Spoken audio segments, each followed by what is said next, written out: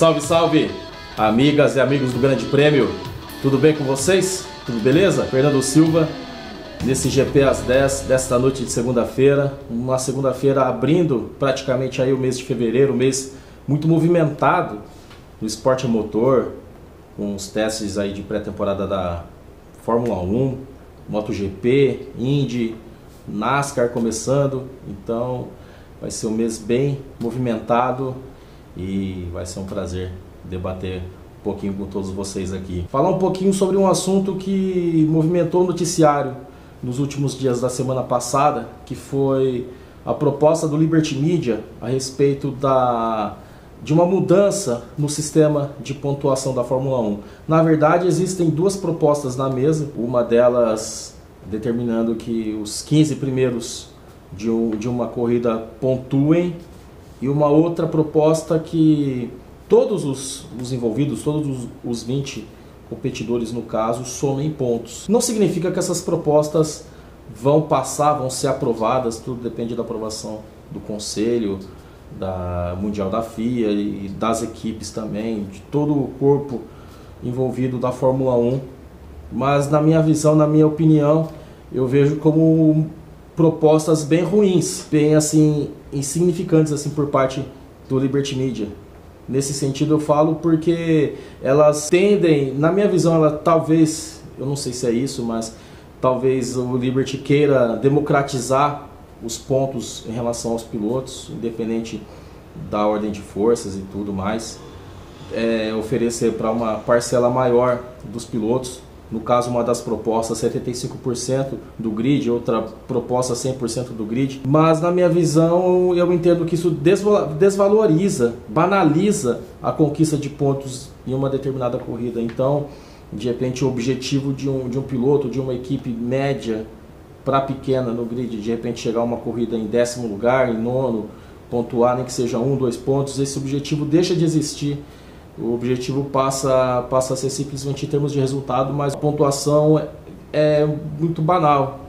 Não vai ter mais aquela importância que tinha tempos atrás. Se a gente lembrar que antigamente, por exemplo, de 1961 até 2000, na verdade eu até anotei aqui um pouquinho, até 2002, os 6 primeiros pontuavam, sendo que de 90 até 2002 assim, o vencedor recebia 10 pontos, já era de repente talvez um pouco restrito, né, os 6 primeiros. A partir de 2003 até 2010, expandiu um pouco isso para os 8 primeiros do grid, os 8 primeiros da corrida somarem pontos.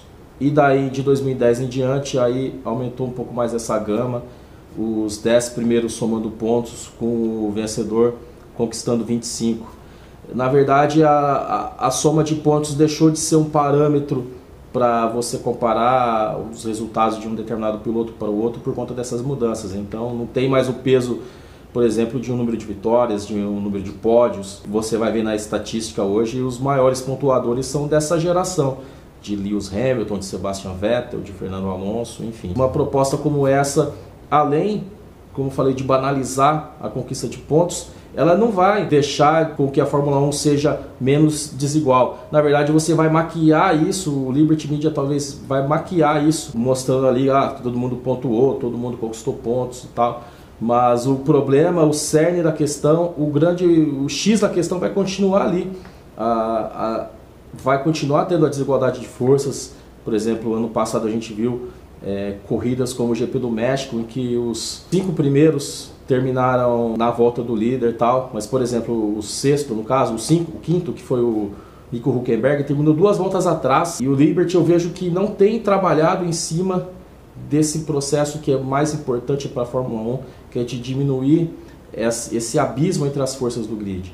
Eu vejo muitas medidas até importantes no trabalho do Liberty Media, como você conseguir envolver mais o público, engajar o público por meio das redes sociais, ter uma abordagem melhor sobre isso, muito melhor do que era na era de Bernie Eccleston, conseguir levar os limites da Fórmula 1, expandir os horizontes da Fórmula 1 a novos destinos, como o Vietnã, que vai receber uma prova no ano que vem, e outros tantos que... A volta da Fórmula 1 à França, que também é importante, tem seus méritos. Até agora, já são praticamente aí 2 anos de atuação.